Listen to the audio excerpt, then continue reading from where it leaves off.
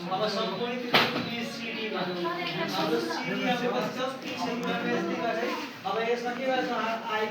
Pythagoras साध्य formula लगाएर हामी के गर्छौं h को भ्यालु निकाल्छौं है h को भ्यालु अर्थात हाम्रो BD हाम्रो कति 1300 अब s3 आएपछि के गर्छौं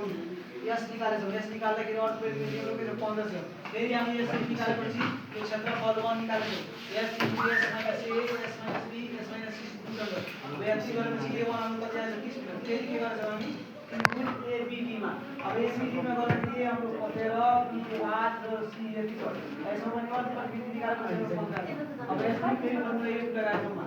route under s into s - a s - b s - c गरेपछि फेरि के भन्छ यो भ्यालु राखेर अनि a को कति आछ 35.4 भयो अब सम्पूर्ण भने हाम्रो ABCD को क्षेत्रफल अब ABCD को क्षेत्रफलको लागि के गर्ने